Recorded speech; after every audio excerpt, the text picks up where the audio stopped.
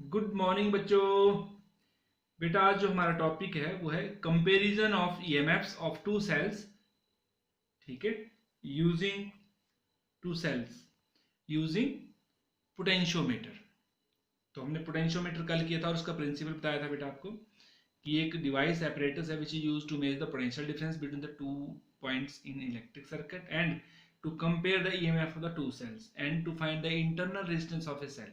तो हम कर रहे हैं बेटा comparison of EMF of two cells using potentiometer. तो इस आर्टिकल में भी बेटा जितने भी हम आगे आगे आर्टिकल पढ़ेंगे उनमें थ्योरी ज़्यादा है और जो मैथमेटिकल पोर्शन कम है, तो आपने थ्योरी सुननी है, समझनी है। ठीक है, फिर वैसे ही आपने इसके ऊपर नोट्स बनाने हैं। तो ध्यान देना बेटा। तो आपने हमने मैंने बताया था बेटा जो पोटेंशियोमीटर है इस तरह से हम लिखेंगे। पोटेंशियोमीटर एग्जैक्टली कैसा होता है मैंने बता दिया आपको। तो ये पोटेंशियोमीटर है बेटा, ये पोटेंशियोमीटर के दो एंड है, एक ए एंड और ये क्या बोलते हैं, रेजिस्टेंस वायर है ये। It is stretched between two points A and B. ठीक है, वैसे तो आपको पता है ये कैसे होती है, इस तरह से, फिर ऐसे ऐसे, ये दो कॉपर वायर के बीच में स्ट्रेचड होती है। ठीक है, और लेकिन हमने इसको इस तरह से शो किया बेटा, ये दो एक पोटेंशियोमीटर है, ये मीटर स्केल है। तो ये जो ए पॉइंट है बेटा, it is connected to positive end of the cell. जो ये जो अप्लाइड ईएमएफ हम अप्लाई कर रहे हैं इसमें, और जो नेगेटिव टर्मिनल है बेटा वो कहाँ कनेक्ट होगा, बी एंड पे, लेकिन थ्रू एमीटर रियोस्टेट एंड की। तो जो एमीटर जो नेगेटिव एंड है एमीटर के नेगेटिव के साथ, फिर उसका पॉजिटिव आगे जाएगा बेटा रियोस्टेट, फिर रियोस्टेट की के थ्रू होता हुआ यहाँ पर जुड़ा बेटा। ठीक है, तो मतलब नेगेटिव एंड इनके थ्रू होता हुआ यहाँ पर जुड़ा। क्लियर हो गया। इस सर्किट को बोलते हैं बेटा, ये जो नीचे वाले इसको तो भूल जाओ आप, इनको जो मैंने अभी बताया नहीं, ये ऊपर वाला, इसको बोलते हैं ऑक्सिलरी सर्किट। ठीक है, क्या बोलते हैं इनको हम, ऑक्सिलरी सर्किट। ठीक है, a battery of EMF E is connected between two ends A and B of potentiometer, लेकिन through rheostat, ammeter and key K. ठीक है, and this circuit is called auxiliary circuit. Clear हो गया बेटा। अब ध्यान रखो, जिन ईएमएफ को कंपेयर करना है, जैसे ये E1 है एक सेल, ये है एक सेल, ये है, इसकी ईएमएफ E1 है, इसकी ईएमएफ कितनी मान ली बेटा हमने E2।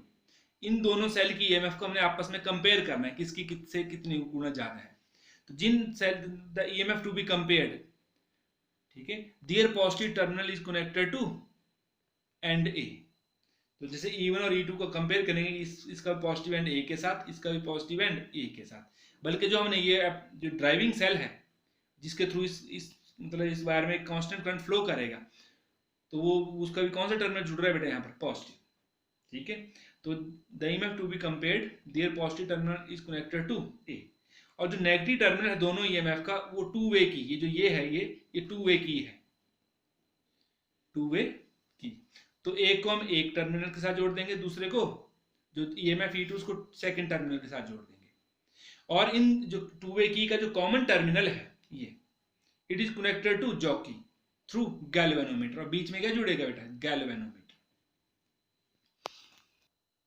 अब क्या करेंगे बेटा हम, अभी कंपेयर तभी कर पाएंगे जब जो ये वायर है इसमें करंट फ्लो करे। जब करंट फ्लो करेगा तो इन दो पॉइंट के बीच में कोई ना कोई पोटेंशियल का डिफरेंस होगा बेटा, V equal to I are.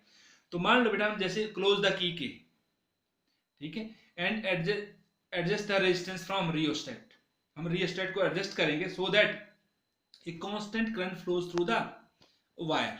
ये जो रेजिस्टेंस वायर है बिटवीन ए एंड इसमें, इसके थ्रू कांस्टेंट करंट फ्लो करेगा बेटा। क्लियर हो गया। नाउ अब क्या करेंगे बेटा, इसमें से कांस्टेंट करंट फ्लो करें, उसके बाद क्या करें बेटा, insert the key between the terminal 1 and 3, 1 और 3 को आपस में कनेक्ट करेंगे। तो ध्यान देना, और टी इन दोनों को नहीं करेंगे बेटा।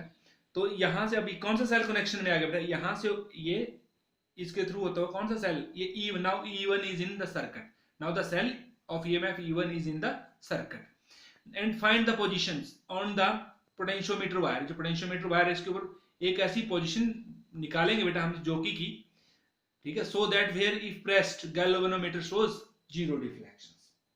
पता लगे बेटा, adjust the position of jockey on the potentiometer wire, where if pressed the galvanometer shows zero deflection. मान लो बेटा वो कौन सी पोजीशन है बेटा, J1, ये late it be eight J1।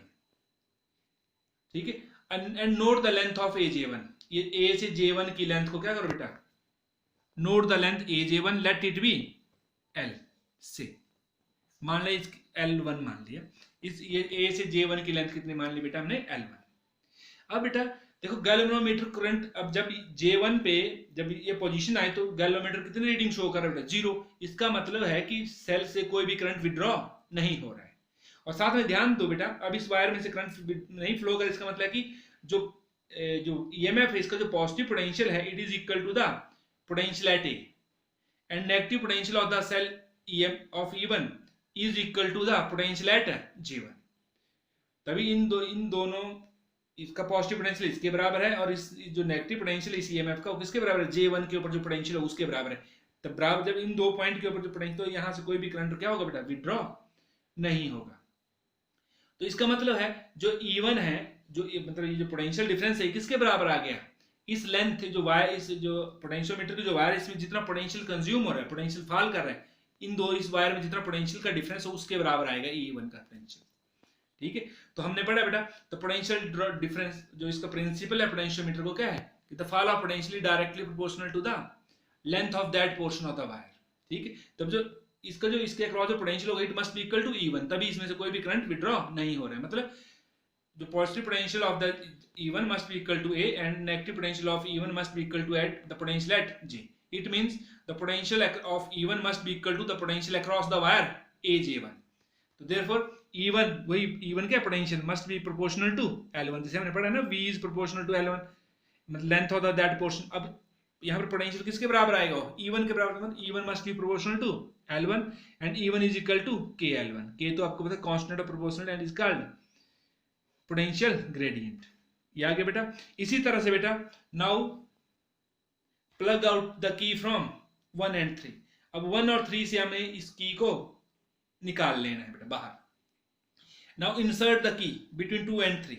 अब इसके बाद हम इस जो एक की को कहां जोड़ देंगे 2 और 3 के बीच। अब ये जो ये सेल E1 है ये क्या होगा, सर्किट से बाहर हो गया, मतलब ये कनेक्शन में नहीं है। Now the cell E2 is in connection and again find the position on the potentiometer wire where pressed galvanometer shows 0 deflection. Let be, मान लो वो पोजीशन कौन सी बेटा J2 मान लो आप। ठीक है, यही ध्रुवीय उसको डिपेंड करेगी इसका कितना पोटेंशियल है। Let it be at J2। Note the length AJ2, let it be L2। मान लो बेटा कितनी है वो L2 है। अब बिल्कुल सेम वही, अब जो EMF ये है J2 पे आ रहा है, मतलब इसका मतलब ये कि positive potential of E2, positive terminal इसका पोटेंशियल किसके बराबर, A के बराबर, नेगेटिव पोटेंशियल होगा E2 को किसके बराबर आएगा, J2 के बराबर आएगा। मतलब जो E2 का जो पोटेंशियल होगा इस जो AJ2 की मतलब जो पोटेंशियोमीटर वायर की जो लेंथ है AJ2 उसके बराबर आएगा। उसमें जितना पोटेंशियल का डिफरेंस है इन दो पॉइंट के बीच में उतना ही E2 के बराबर। तो मतलब वही now E2 is proportional to वही length of that portion of the wire and E2 is equal to KL2। Clear. अब इट डिवाइडिंग 1/2 तो E1 अपॉन E2 क्या आएगा, KL1 अपॉन KL2। KL से K कैंसिल हो बेटा, क्या बचेगा E1 upon E2 is equal to L1 upon L2। ठीक है बेटा। जैसे सपोज करो ऐसे ही जब हमारे E1 था तो मान लो कितनी लेंथ थी 300 सेंटीमीटर थी। ठीक है L1, और जब ये जो E2 के लिए मेजर किया बेटा सपोज करो ऐसे ही वो कितनी मीटर थी L1 मान लो ये अच्छा L2 के लिए तो ये L मतलब ये E1 के लिए कितना 300 था, L1 आ गया और जब दूसरा E2 जोड़ा बेटा तो E2 के लिए सपोज कर लो ऐसे ही 150 सेंटीमीटर है। तो देखो बेटा E1 अपॉन E2 कितना आएगा, E1 upon E2 is equal to L1 वही 300 अपॉन 150 कितना आ जाएगा बेटा 2। तो E1 is equal to 2 times E2। मतलब जो E1 जो ये इस सेल की जो EMF है वो E2 से कितने गुना ज्यादा है, 2 गुना ज्यादा है। तो इससे हमने कंपेयर कर लिया कि जो ये EMF इससे 2 गुना ज्यादा है, मतलब कम भी हो सकते हो, तो डिपेंड करेगा इन दोनों की EMF आपस में इसकी कितनी है इसकी कितनी है। ये तो मैंने एक एग्जांपल के तहत बताया बेटा कि इसकी इतनी, इससे जो हमने लिया है इससे कितनी है, इसकी 2 गुना है। जो E1 है वो E2 से 2 टाइम्स ज्यादा है। ठीक है, तो इस तरह से बेटा हम क्या कर सकते हैं EMF को हम कंपेयर कर सकते हैं।